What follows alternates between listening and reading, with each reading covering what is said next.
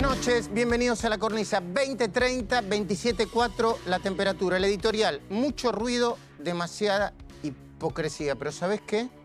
Tengo un anticipo para darte, una noticia judicial que va a ser más preocupante para Cristina y los suyos que la del jueves. ¿Querés saberla? Aguantame un ratito que tengo que confirmar.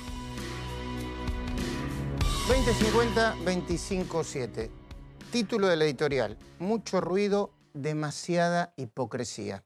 Está con nosotros Julio Bárbaro, Daniel Santoro, enseguida viene el fiscal José María Campagnoli. Vamos a tener realmente una mesa de lujo para discutir esto de lo que habla todo el país.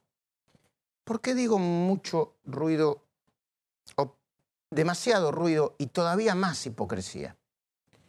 Antes de explicártelo, tengo un anticipo para darte y una pregunta para hacerte. El anticipo. Escucha bien, si el fiscal Gerardo Policita consigue terminar el escrito a tiempo, antes de fin de año, Cristina Fernández va a recibir una pésima noticia, incluso desde el punto de vista de las consecuencias, peor a la que acaba de recibir la semana pasada. La noticia va a ser la elevación a juicio oral de la causa por el direccionamiento de la obra pública. Te aseguro que en este asunto no hay grieta, ¿eh? No hay quienes dicen, es exagerado lo que están diciendo, es el delito demasiado sobreactuado el que le están imputando. Porque las pruebas en este caso son abrumadoras.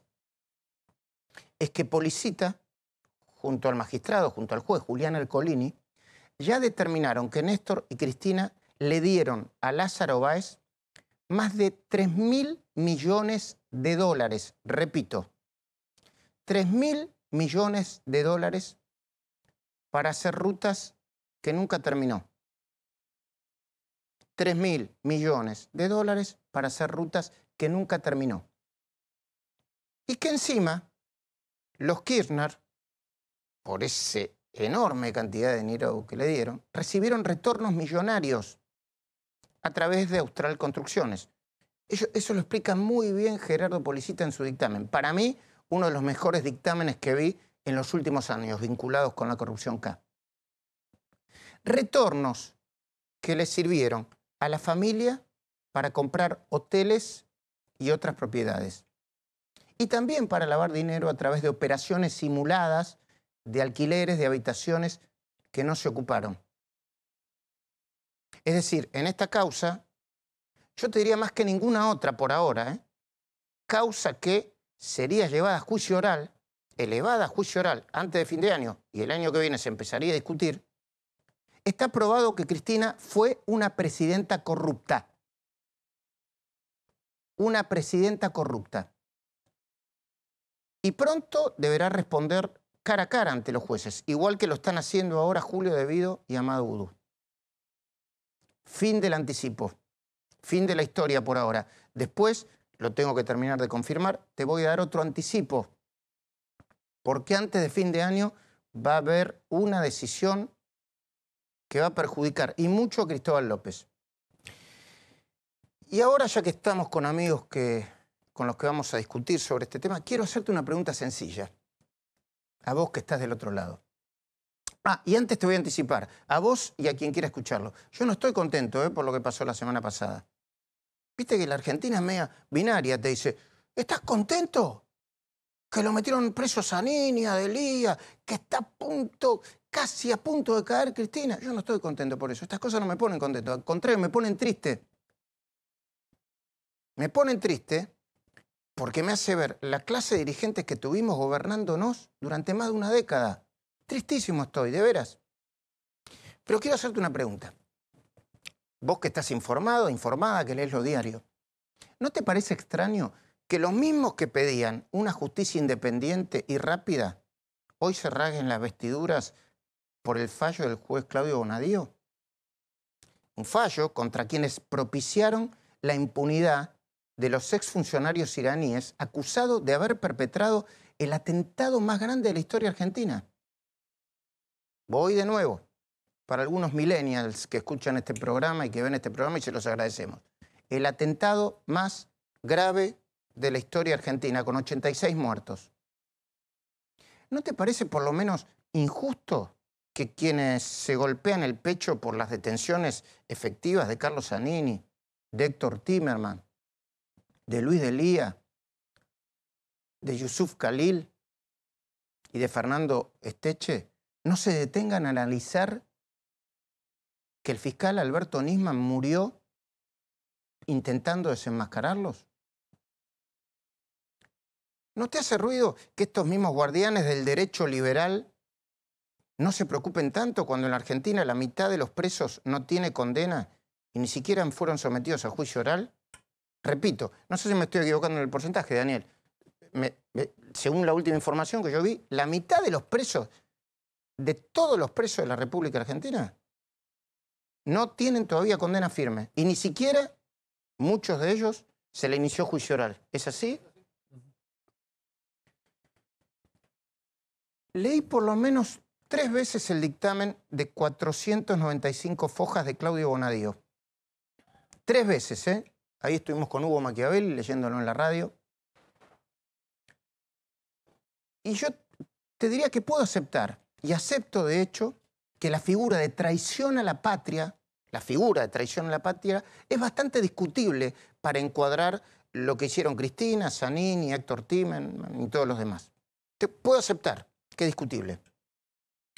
Puedo entender, y de hecho lo entiendo, que el atentado contra la AMIA puede no ser considerado un acto de guerra, sino un acto de terrorismo. También te puedo conceder que poner el acento en el concepto de traición a la patria hace aparecer a Bonadío un tanto exagerado, ¿sí?, para los bienpensantes. Exagerado, con cierta sobreactuación. Yo obviamente no soy un experto en derecho, aunque de tanto leer expedientes. Ahí de paso les digo que ya llegó Alfredo Leuco, ¿eh? Dentro de un ratito vamos a hacer un mano a mano con él. Con Santoro, con Leuco, con muchos otros. Nos pasamos leyendo expedientes en los últimos años. No soy un experto. Pero entiendo que el encubrimiento agravado, que constituye el segundo delito que se les imputa, habría sido suficiente para ordenar incluso las mismas detenciones. Espérame un segundito, ¿me equivoco con eso? Creo que está aprobado el encubrimiento agravado. Se dio la jurisdicción de la justicia argentina a Irán, que en este caso era el Estado acusado de haber sido el autor ideológico del atentado contra la AMIA. Daniel, ¿y eso es grave desde el punto de vista jurídico y de la realidad?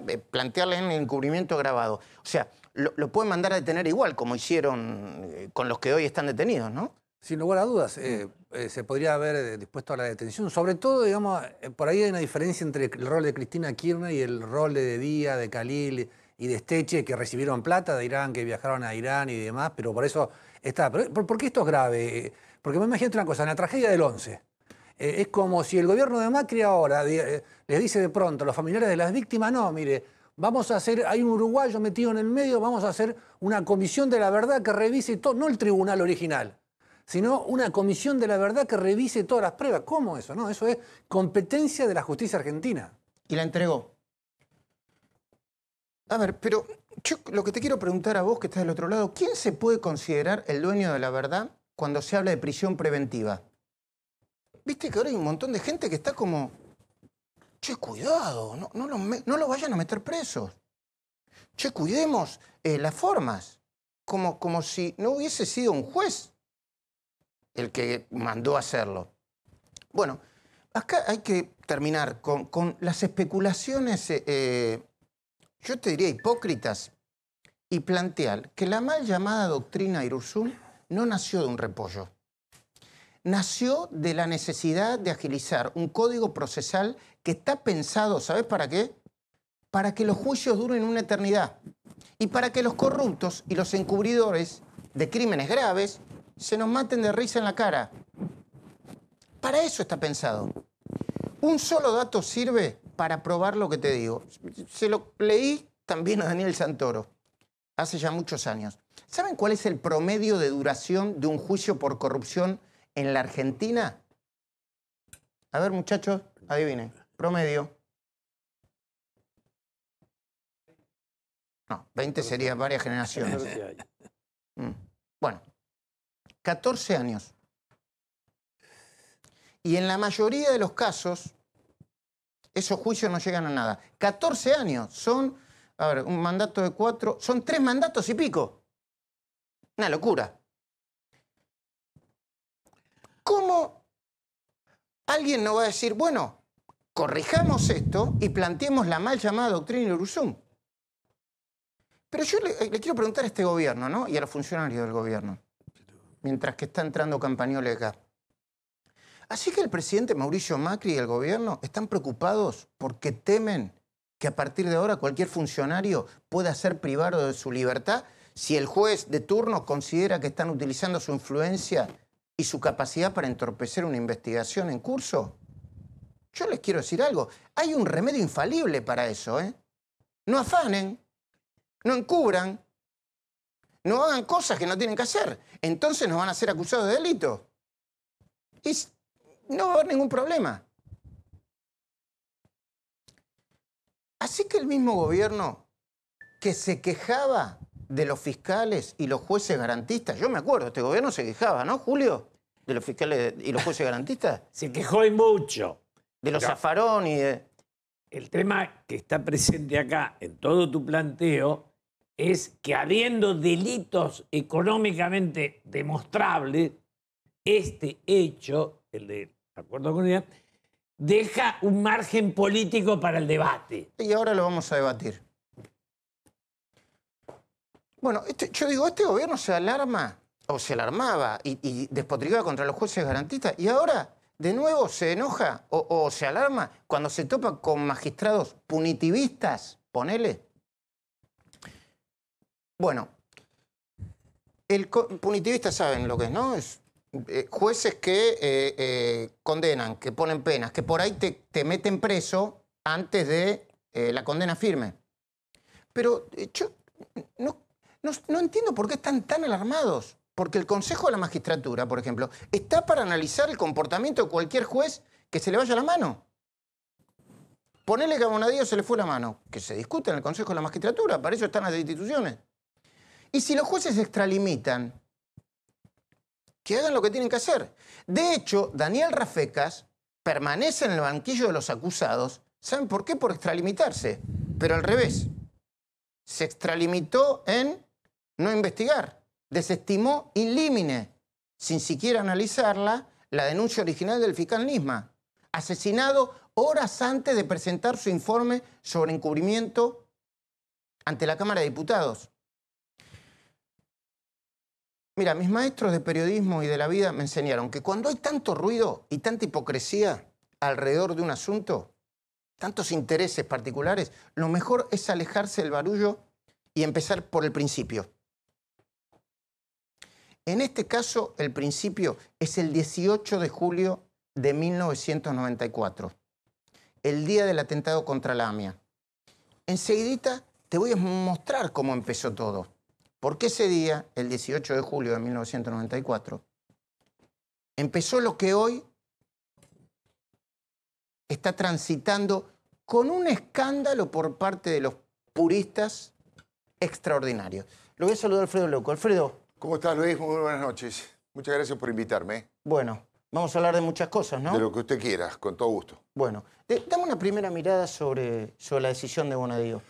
Sí, un poco coincido prácticamente en casi todos los puntos que planteaste vos recién en tu columna editorial. No hay ninguna duda que el gobierno de Cristina Fernández de Kirchner y la banda que lo acompañó han sido encubridores del atentado más grave de la historia argentina. Con eso solo yo alcanza para que todos los rayos y centellas judiciales caigan sobre ellos. Después podemos ver más puntillosamente el tema de la prisión preventiva, la doctrina Irurzun, podemos ver el tema de traición a la patria o los actos de guerra, pero acá no hay ninguna duda cómo puede ser que estos que han sido los victimarios, los responsables de esta situación tan terrible, sean los que levantan el dedito y ahora quieran dar cátedra de justicia y cátedra de ética y de democracia, cuando lo único que han hecho durante todo el tiempo ha sido tratar de colonizar la justicia y utilizarla para buscar la impunidad de su gente. Alfredo, desde el punto de vista político, ¿es malo para el gobierno esto? Yo he escuchado, la verdad, perdón, yo estoy un poco sorprendido, quizá.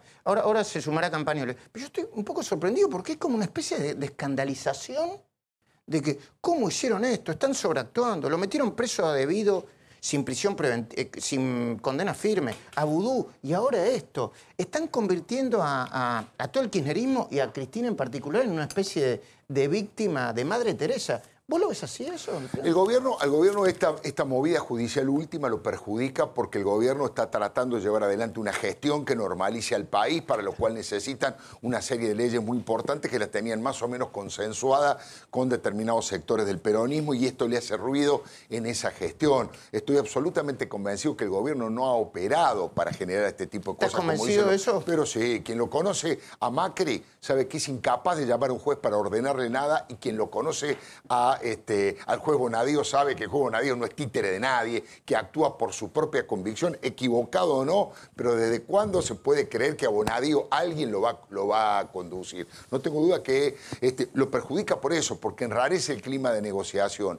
Y desde el punto de vista, si querés, de la política más global, a Cristina la sigue deteriorando ante la opinión pública. De hecho, absolutamente todas las encuestas, algunas que he leído y que no se publican, muestran que día a día va perdiendo fuerza, producto de su dogmatismo, de esta concepción de achicarse, de pegarse tiros en los pies. Nombrar a Florencia Saintut como jefa de los legisladores en la provincia de Buenos Aires, que es la persona más dogmática, más cerrada, que ha condecorado a Hugo Chávez, dándole el lugar a que sea profesor de la universidad, Fernando Esteche, entre otras cosas, habla un poco de cuál es el concepto chiquitito, dogmático y absolutamente jurásico de la política que hoy tiene Cristina Fernández de Kirchner. Dentro de un ratito vamos al mano a mano. Cuando quieras. José María Campanelli, buen día, ¿cómo va? ¿Qué tal? Bien, muy bien.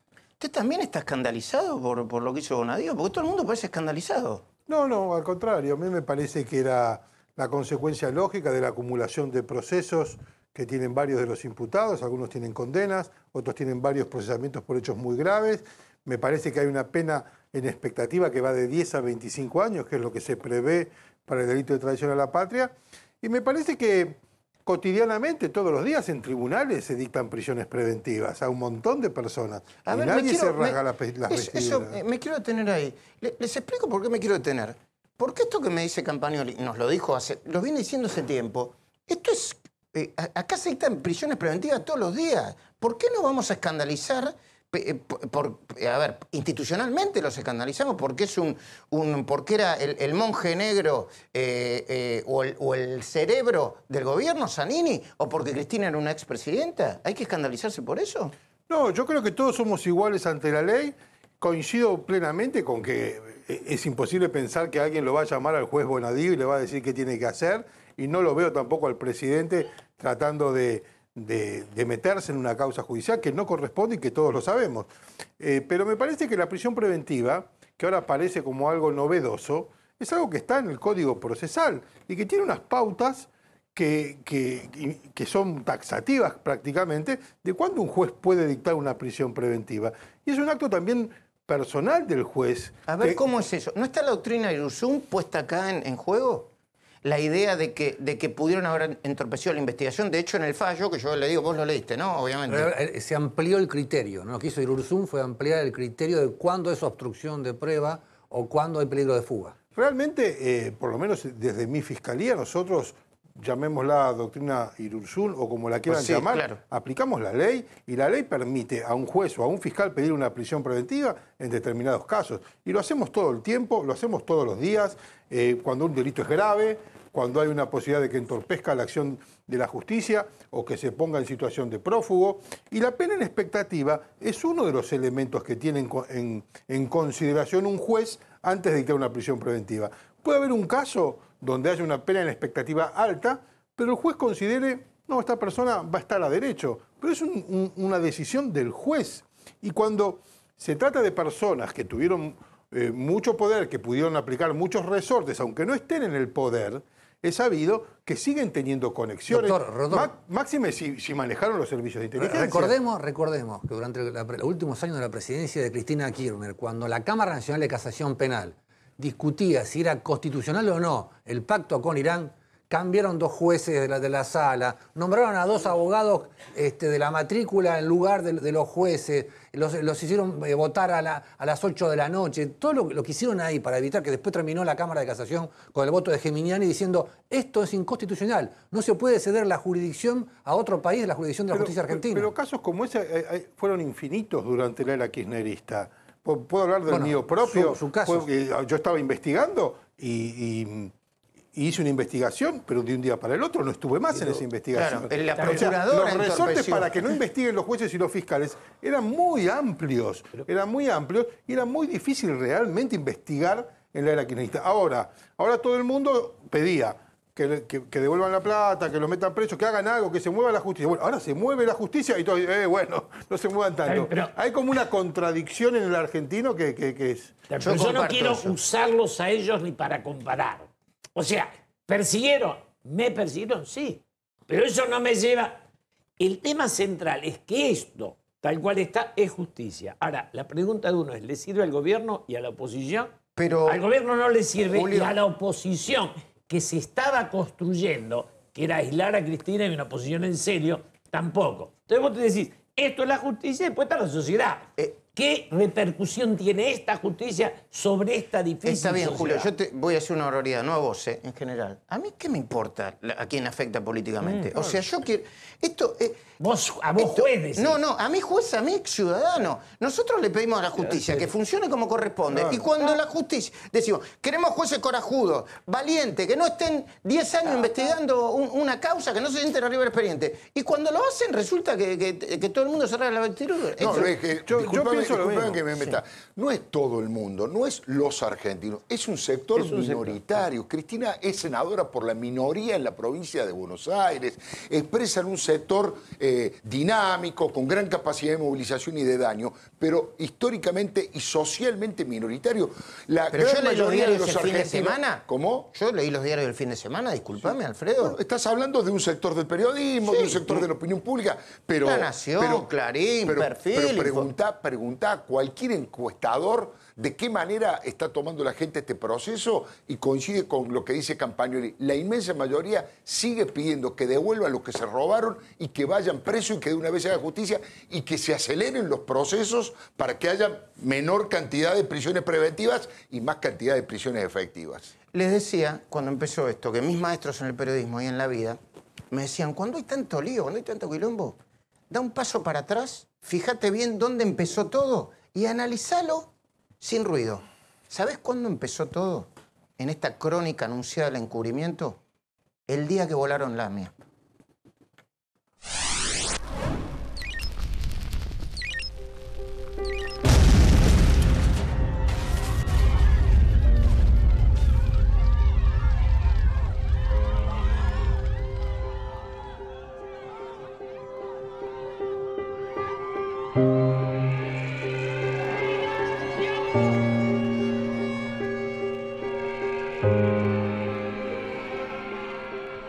El ministro Timmermans se había apartado de la delegación oficial que encabezaba la presidenta en un viaje por los Emiratos, Turquía y Kuwait, y había partido con rumbo secreto. Había ido a Siria y ahí fue recibido por el presidente de Siria, Bashar al-Assad. Pero había, además del canciller sirio, otro invitado a la reunión, el canciller de Irán. En enero de 2011 comienzan las tratativas secretas del gobierno argentino con el régimen de Irán. Este es el artículo con firma de Pepe Eliashev en la portada del diario Perfil, que alertó al mundo sobre el acuerdo secreto entre Irán y la Argentina. Fue el sábado 26 de marzo de 2011. Timmermans viajó a Israel a desmentir el acuerdo. Que no había ningún acuerdo, que eran todas mentiras, que eran operaciones de los servicios. Esta nota televisiva a Eliashev tuvo lugar en la semana en que el Congreso votaba a favor del memorándum de entendimiento con Irán. Fue 2 años después de su primicia. Cristina Kirchner ya lo había enviado al Congreso y pretendía que se aprobase sin modificaciones. El motivo de este mensaje al pueblo argentino es el envío al Parlamento Nacional del memorando de entendimiento que hemos celebrado entre la República Argentina y la República Islámica de Irán con motivo de temas vinculados al atentado perpetrado el 18 de julio de 1994 contra la sede de la AMIA en nuestro país. Encontrar en el diálogo también las respuestas a un atentado muy grave que le costó la vida a argentinos de religión judía, y argentinos que estaban en ese lugar, y argentinos que estaban en ese lugar. De un reclamo multilateral frente a la comunidad internacional de no negociar con un Estado terrorista y exigirle el sometimiento a la jurisdicción argentina, hemos pasado a un escenario de un acuerdo bilateral de cooperación con el mismo Estado acusado. Esto no es menor, señor canciller. Usted me ha preguntado si consulté al fiscal. No, no lo consulté al fiscal, porque yo soy el Poder Ejecutivo Nacional y no tengo vínculos con la justicia argentina. Yo no tengo vínculos. Pero le voy a decir algo más, señor. Usted lo puede consultar al fiscal y le va a decir al fiscal quién le proveyó la principal prueba que tiene en este momento el fiscal contra la República Islámica de Irán. Y se va a llevar una sorpresa porque fui yo.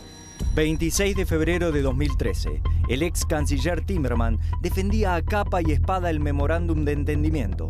Ponía el énfasis en que el gobierno de Cristina solo buscaba justicia. Jamás he vendido, ni nadie del gobierno argentino ha intentado, como lo ha hecho el gobierno de la Unión Cívica Radical, venderle cereales o ningún otro tipo de exportaciones a la República Islámica de Irán. Jamás lo hice, jamás lo hemos hecho y jamás lo haremos, porque nuestro compromiso es con la justicia, no con el comercio, señor diputado. Apenas unos meses más tarde de la exposición del canciller en Diputados, en forma paralela y con conversaciones en clave, Luis Delía negociaba con Irán. Yusuf, sí. ¿Cómo estás? Yo estoy con una persona amiga que te está escuchando, que yo no voy a nombrar, ¿está claro? Perfecto. Los dos mensajes que tenés, ¿cuáles son? Perfecto. Si hay un verdadero interés para empezar y entablar las relaciones comerciales de gobierno a gobierno con funcionarios del gobierno acá, una delegación de allá viajaría o a Caracas o al Golfo, o a Beirut mejor, o al Golfo, a una zona del Golfo, puede ser Qatar, Dubái, para empezar las relaciones directas de funcionarios. Están dispuestos a viajar y empezar a cerrar las cosas. Y también conté el incidente que vos me contaste. ¿Listo? Sí, eso es importante, que cuentes eso también, esos dos mensajes que molestaron y que de alguna manera u otra están perjudicando la relación, de alguna manera u otra. Bueno, tranquilo. ¿Listo? Listo, chau. Bueno, hoy me paró por la calle alguien y me dijo, vos fuiste el que pusiste las escuchas, el primero, nosotros pusimos las escuchas, creo que el 1 de marzo de 2015, ¿no? Fuiste el que pusiste las escuchas, y pusiste las escuchas del soy yo pelotudo, que en esas escuchas está claro que la gran preocupación de Cristina era eso.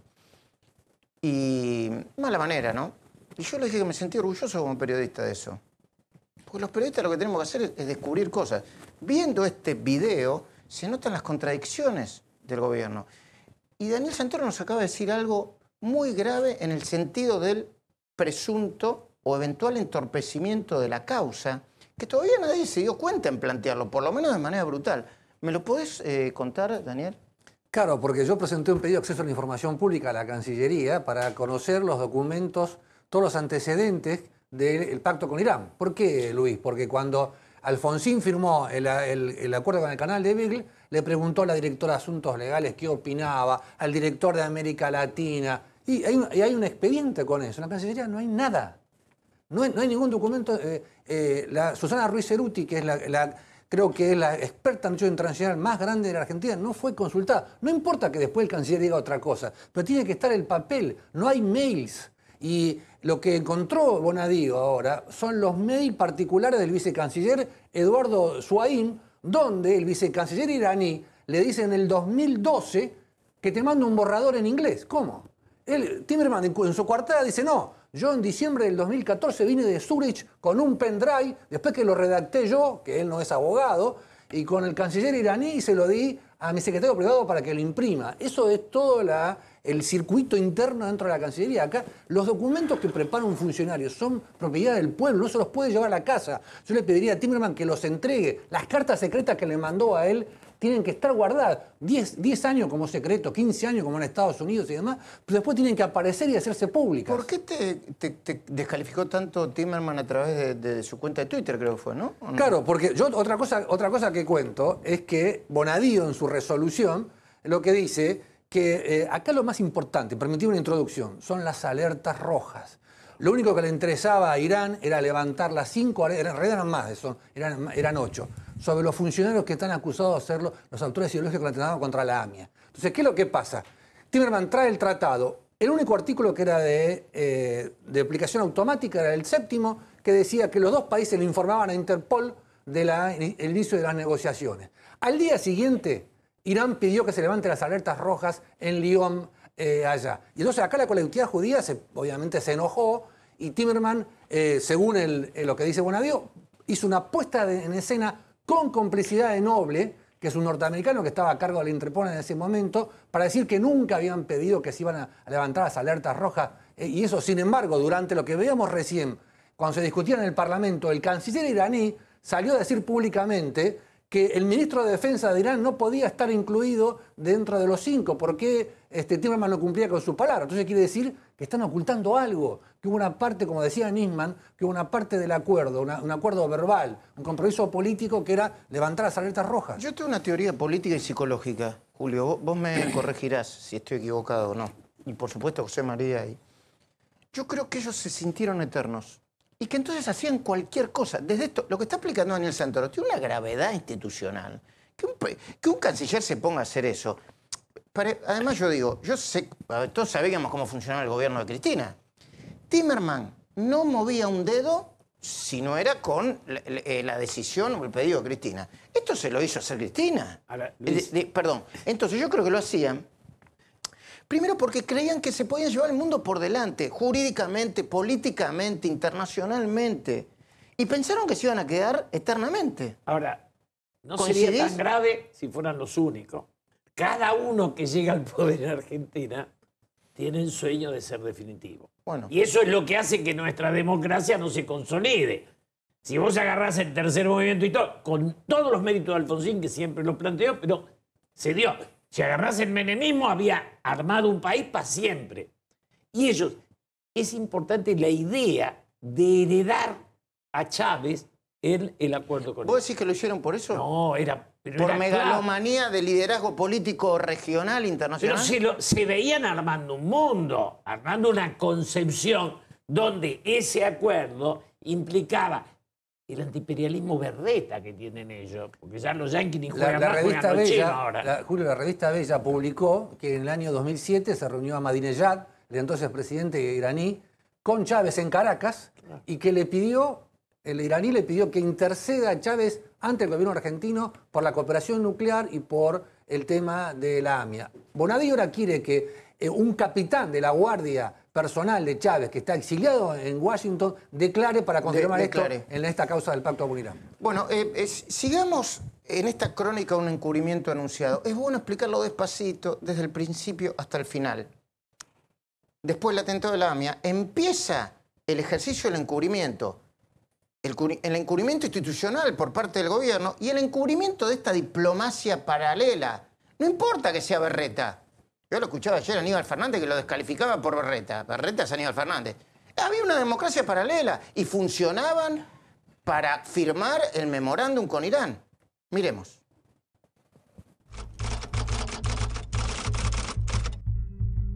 Tengo que verte urgente. Te voy a decirlo así y ojalá me entiendas. ¿Cómo? Me llamaron de los cielos. Sí.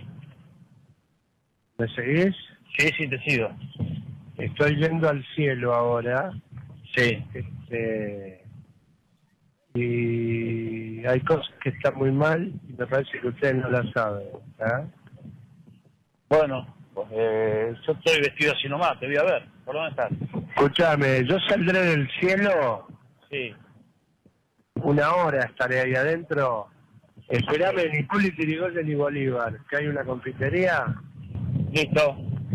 Estate a las 11 ahí, pero así me llamaron, ¿eh? Sí. Listo. Chao. Hay alguien en el camino que la está pudriendo. En diciembre de 2012, un mes antes de que Cristina envíe el memorándum al Congreso, Delia y Khalil mantenían esta conversación. ¿Quién era ese alguien que en el camino la estaba pudriendo?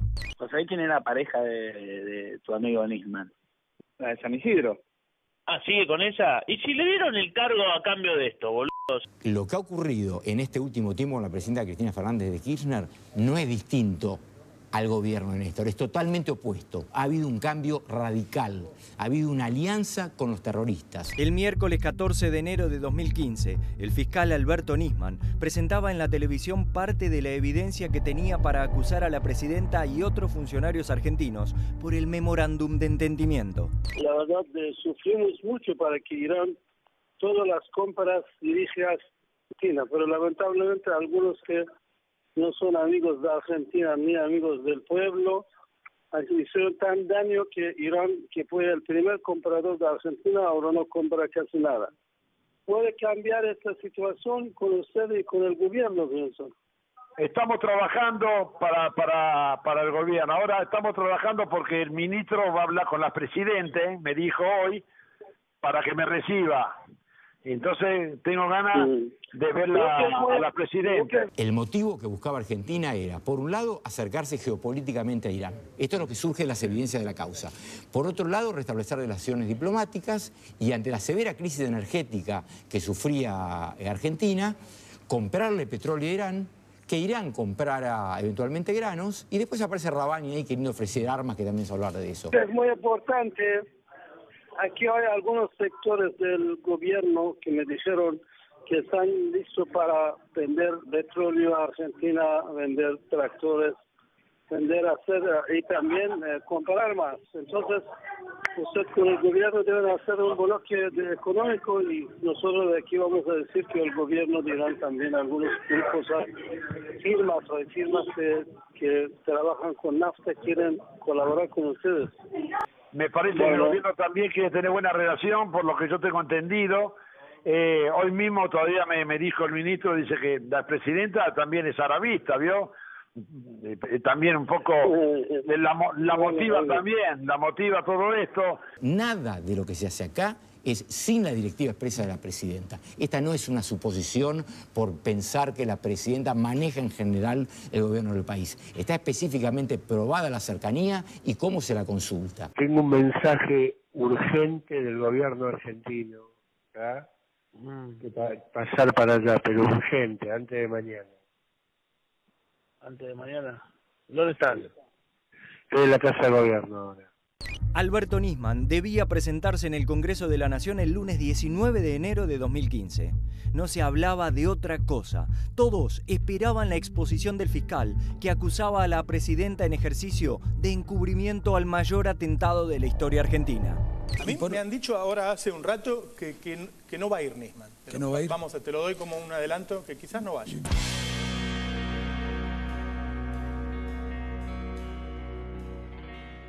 Y no llegó al Congreso, ¿no? ¿Escucharon valga la redundancia, la primera escucha de Delia? Hoy hacía referencia a eso Alejandro Bonenstein en su comentario, ¿no? ¿Dónde estás? En el cielo. Al ratito dice, ¿dónde nos tomamos el café? En Bolívar y Hipólito Yrigoyen. Sí. O sea, eran realmente, parece... O sea, decís que el hecho es tan grave, tan triste, pero parecían el superagente 86 y caos, ¿no? Pero escúchame, acá Yusuf Khalil es el referente iraní en la Argentina. Y el señor turbante que veíamos de ahí, Moshe Rabani, es el principal acusado. Sospechoso. Entonces, vos imaginate, Luis, si había un dirigente demócrata hablando con Bin Laden, ¿no? En Afganistán, y que Bin Laden decían sí. Hagamos un acuerdo entre Estados Unidos y Al-Qaeda y nosotros le vamos a comprar armas, petróleo y es una locura ponerse a negociar con el principal acusado por la justicia argentina, por otro poder. No puede meterse el Poder Ejecutivo cuando hay una acusación sostenida por tantos. Yo le voy a preguntar a Campanelli si él hubiera hecho lo mismo con las pruebas que tenía primero Nisman y después Bonadío. Si hubiera mandado a detener, como mandó a detener a casi decenas de personas. Pero Alfredo, antes del mano a mano,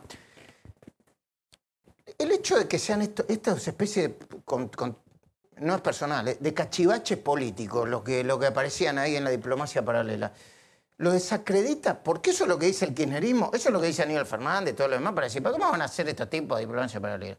O sea, ¿la hacían la diplomacia paralela? Pero por supuesto, no tengas duda que había... Y son berretas porque era así el gobierno y como bien dijo recién Daniel Santoro, ellos marginaron a toda la estructura de la Cancillería porque no había ningún papel y nadie tenía información al respecto. Tenían que utilizar los elementos que tenían en la mano. ¿Quién era la persona, casi el vocero de Irán en la Argentina? Luis Delía. ¿Quién es el lobista de Irán en la Argentina? Jorge Yusuf Khalil. Tenían que utilizar a esa gente. ¿Quién dicen ellos que escribió el primer o uno de los borradores del memorándum? Claro. Fernando Esteche. Exactamente. Fernando Esteche en una de las escuchas le dice, es lo mismo que yo escribí, que en su momento el gobierno de Argentina rechazó y luego tomaron. Y yo estoy seguro que es muy coincidente con ese documento en inglés que le mandan a Timerman en aquel momento, que es lo poco que hay y que se puede descubrir públicamente. Bonadío dice que él cree que el proyecto de pacto lo escribieron los iraníes. Lo escribieron los iraníes, sí. Y yo creo que sobre la base del primer texto que había escrito Fernando Esteche. Ahora, sí, porque eran sus hombres de confianza. Aquí, ¿con quién iban a hablar si no era con Delía y con Esteche? José María,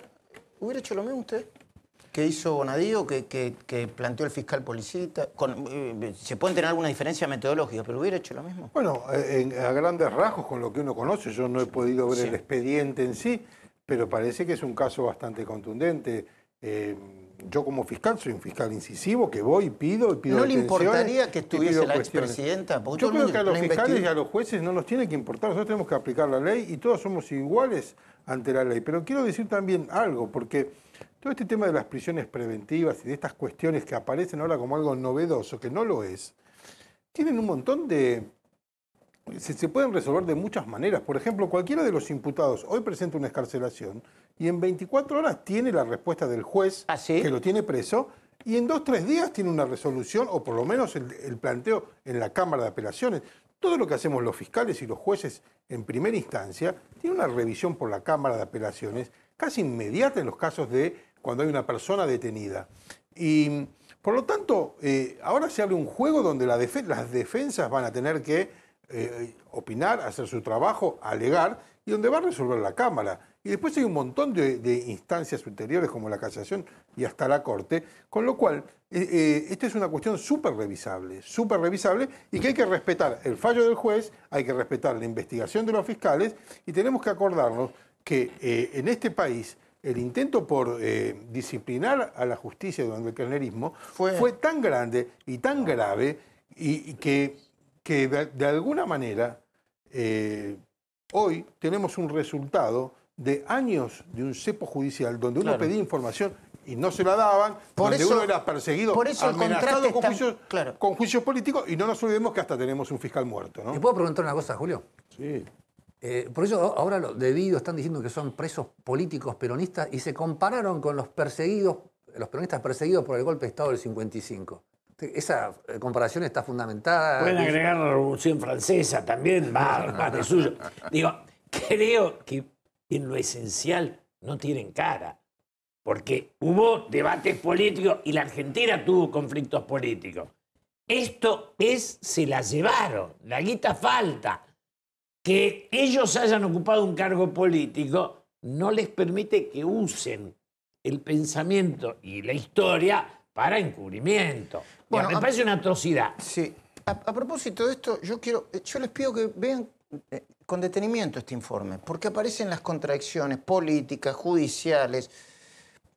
Hablando ellos mismos, fíjense, miren a Cristina. Yo les digo que miren con detenimiento a Cristina. Cristina, entre la muerte de Nisman, termina de morir Nisman, y el dictamen de Bonadío. Miren lo que pasa entre una cosa y la otra. Por favor. Un solo disparo fue encontrado por su progenitor. Investigar hasta las últimas consecuencias. La mancha de sangre que ha caído sobre las instituciones. La sociedad está conmovida por este caso, ¿verdad? Sí. Un empleado de la Fiscalía que le habría llevado esta arma calibre 22. Naval ingresó por el parietal derecho. La versión oficial dice que fue un suicidio. Lo que no implica que no haya instigación al suicidio. Muy buenas tardes a todos y a todas. El 26 de enero de 2015, Cristina Kirchner habla durante 1 hora en cadena nacional. Anuncia cambios en inteligencia, la disolución de la CIDE y crea la AFI. Luego de 34 minutos de exposición, la presidenta hizo referencia a la denuncia y muerte de Nisman. Lo que les interesa no es precisamente atacar o perseguir la corrupción, sino atacar y perseguir al gobierno, y en especial, dentro del gobierno, a esta presidenta. Yo quiero también decirles algo, argentinos. A mí no me van a extorsionar. A mí no me van a intimidar. Yo no les tengo miedo. Un mes más tarde, el 26 de febrero de 2015, el juez Daniel Rafecas desestima la denuncia de Nisman. El operativo de desprestigio del fiscal recién empezaba. La causa por la muerte de Nisman se empantanaba. El escenario y el departamento, doctor Nisman, estuvo sin la presencia de autoridades judiciales y del Ministerio Público desde las 22:30 hasta la 1:30 de la madrugada aproximadamente. Yo no puedo dar fe, ni me consta lo que sucedió durante esas 3 horas.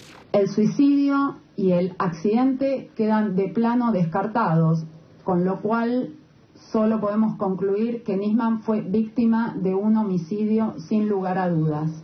¿A qué hora te fuiste exactamente del Le Parque el sábado? Hace 8 y pico, 8:15, 8:20. La declaración estaba, porque bueno, en ese momento me acordaba exacto. ¿Sabés que los peritos de San Lorenzo Salgado dicen que esa pudo haber sido la hora de la muerte, ¿no, de Nisman? Me comentaron eso, sí. ¿Y qué pensás de eso?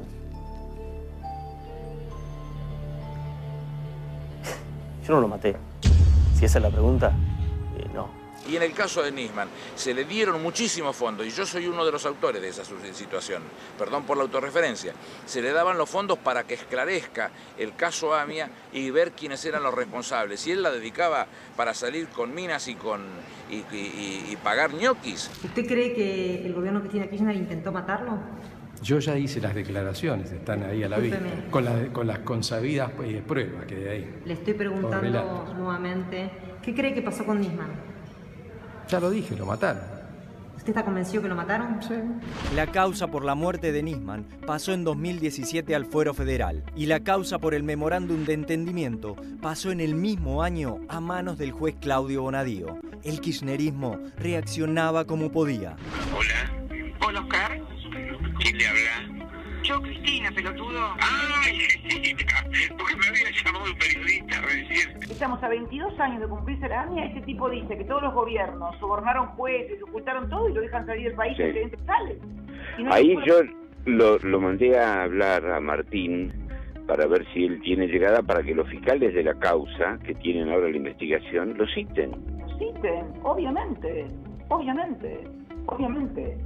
Y además porque yo quiero ver si puedo iniciar alguna acción, porque el tipo dice que yo lo mandé matar a él misma. Las detenciones y los pedidos de desafuero y detención para Cristina Fernández de Kirchner y las detenciones de Timerman, Zanini en Río Gallegos, Delía y Khalil. Los detenidos bajo el cargo de presunto encubrimiento al atentado a la AMIA.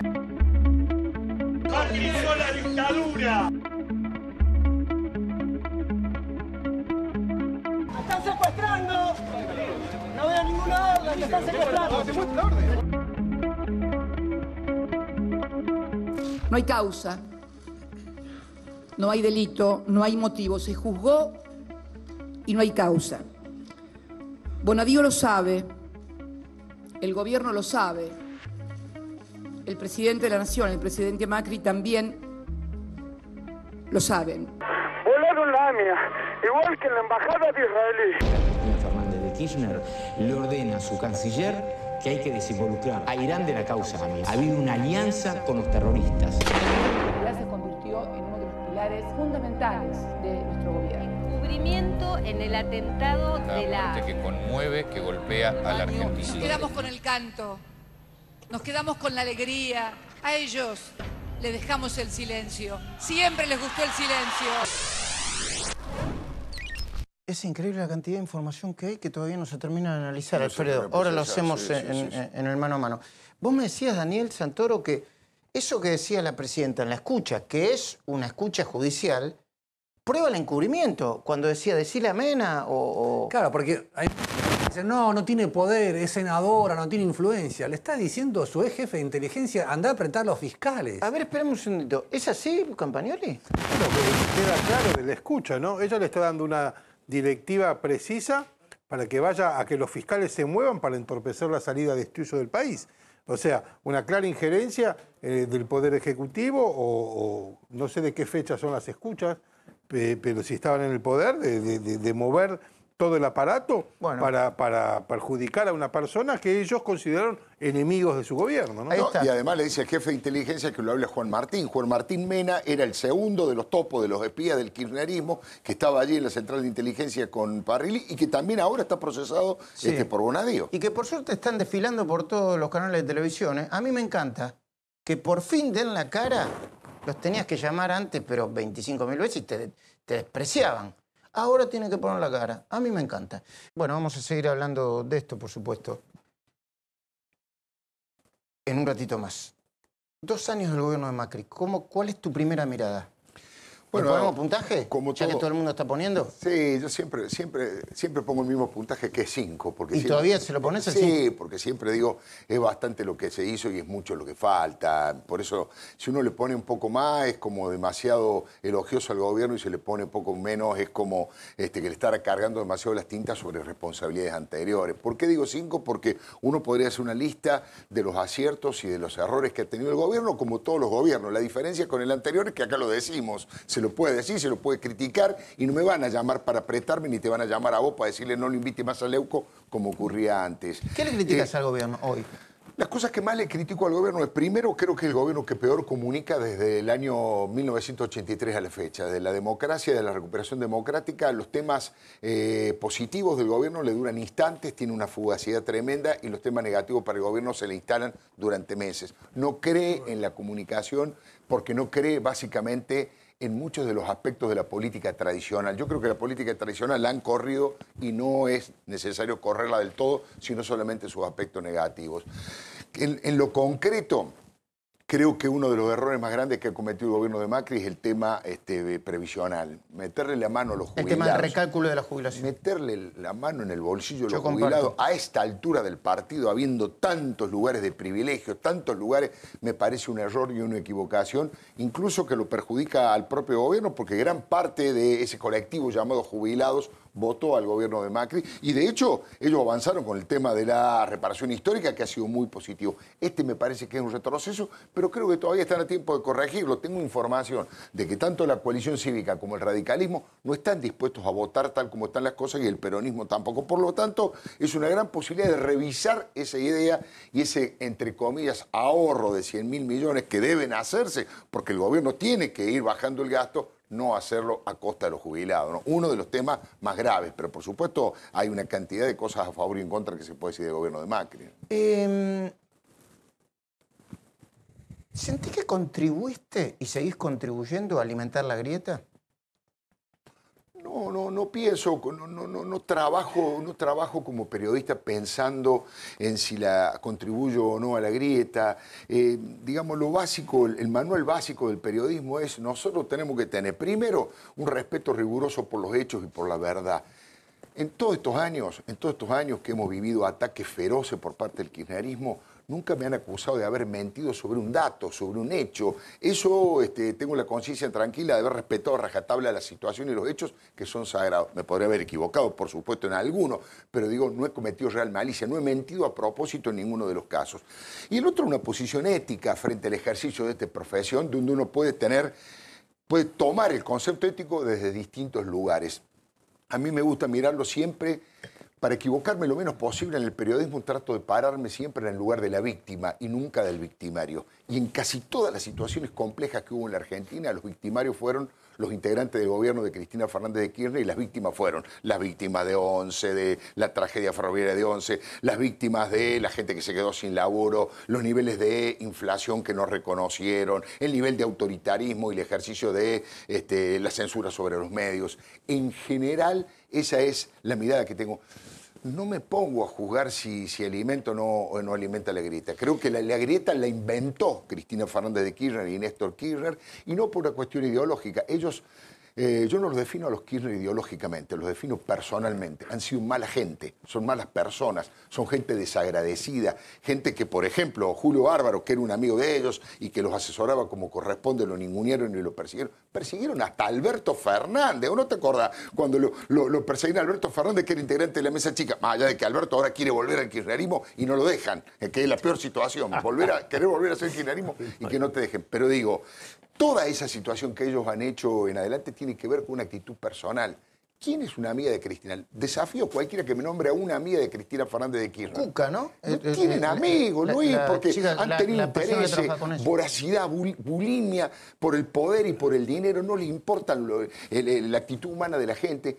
A eso le encontraron una cobertura ideológica que era el neopopulismo, Ernesto Laclau, Chantal Mouffe. Pero básicamente el problema de los Kirchner no es ideológico, es personal. No quieren el bien de los demás, quieren el bien de ellos mismos. ¿Te pone contento que haya toda esta gente presa? ¿Te pone feliz? ¿Festejás por eso? No. Nunca festejo ni que echen a nadie de un trabajo, ni festejo que metan preso a nadie. Me produce una profunda tristeza, pero me parece, lo juzgo en términos periodísticos, de decir es correcto o no es correcto, y evidentemente yo soy uno de los miles y millones de argentinos que quiere, como decíamos recién, que vayan presos los que robaron. En algún momento tenemos que trazar una línea y decir, mirá, si nosotros no construimos un país sin corruptos y sin golpistas, son las dos venenos que hay que erradicar de esta sociedad que todavía existen, ¿eh? Los corruptos que hay a patadas, muchos de ellos están presos. Fíjate, Luis, que la gente de más confianza de Cristina Fernández de Kirchner está presa. Está presa Julio De Vido, está preso Carlos Zanini, está preso su contador Víctor Manzanares, está preso el socio, el cómplice histórico de los Kirchner en los negocios, que es Lázaro Báez. Digamos, prácticamente queda la familia y el resto están en cárcel. Entonces, yo creo que si queremos construir un país distinto, con una justicia nueva, con un país democrático y republicano, primero trazamos una línea. Los corruptos no tienen más lugar y los golpistas tampoco. Bueno, a propósito de eso, yo te quería decir que estaba por confirmar otra información muy importante.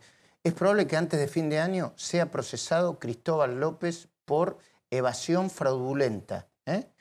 Que el juez Julián Ercolini procese a Cristóbal López por evasión fraudulenta. Y si Julián Ercolini procesa a Cristóbal López, si uno sigue la trayectoria del juez, si uno ve más o menos lo que hace el juez con los que procesa, al poco tiempo lo podría llegar a meter preso. Al poco tiempo lo podría llegar a meter. Insisto, no es algo que estoy afirmando que va a ocurrir. Pero puede ser. En general podría llegar a ocurrir. Berbisky dejó de escribir en Página 12. Sí. ¿Te imaginas por qué?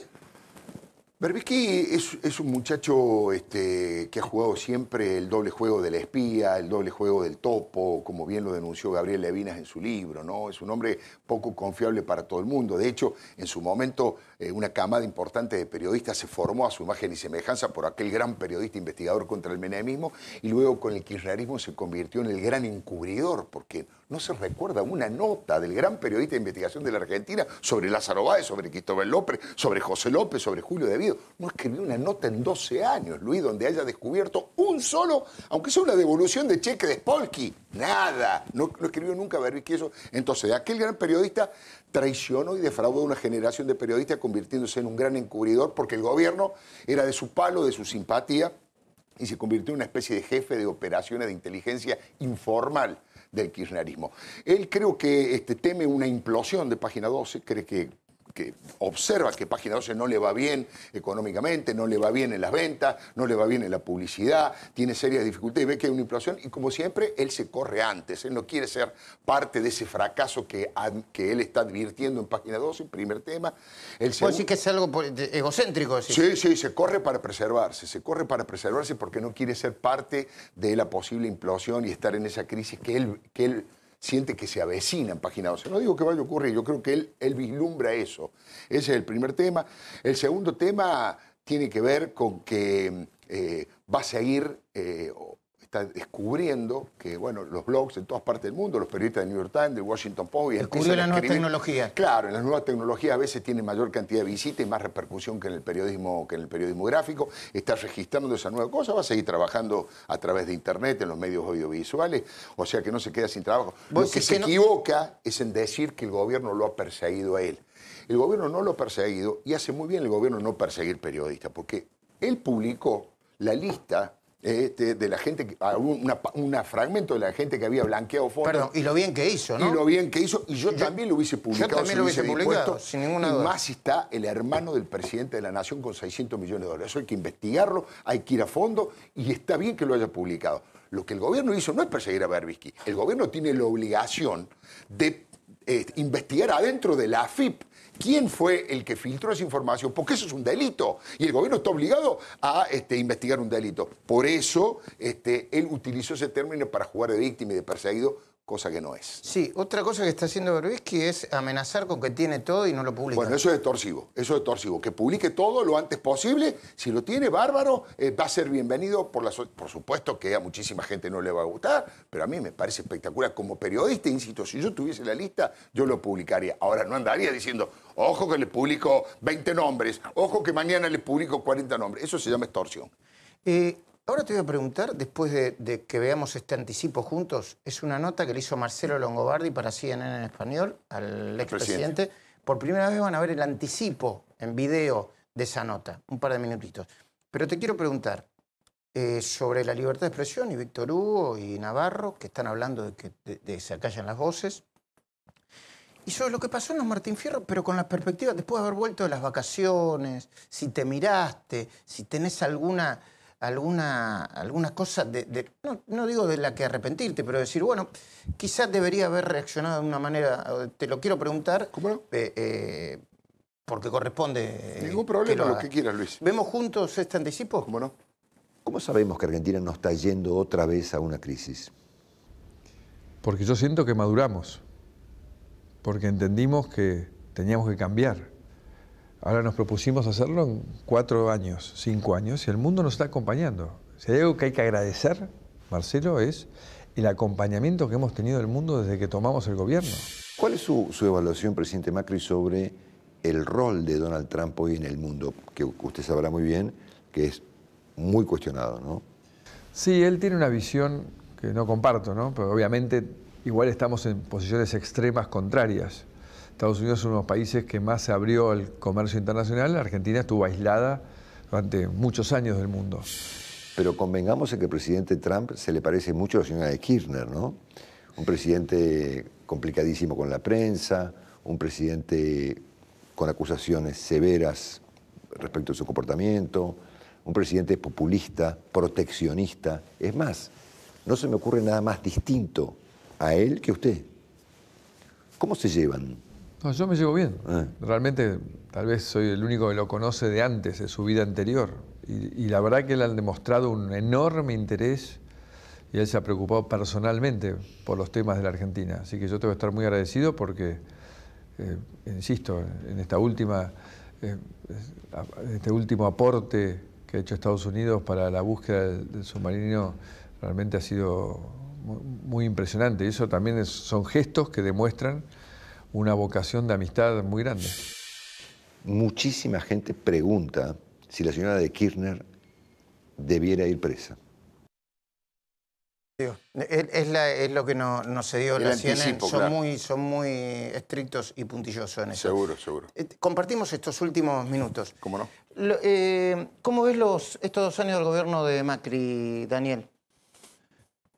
Yo creo que lo más importante es que había una bota sobre la justicia durante 12 años, ¿no? Como si fuera un resorte. Y ahora la bota salió y entonces nos asombramos, nos sorprendemos porque hay más de 60 causas judiciales en trámite. Y yo, mientras todo sea con el debido proceso, yo me alegro que los jueces se aceleren, se apuren, porque es una vergüenza que las causas por corrupción, como dijiste al principio, duren 14 años. Campagnoli, ¿cómo estos 2 años? Por lo menos de su ámbito. Yo tengo la esperanza de que todo va mejor.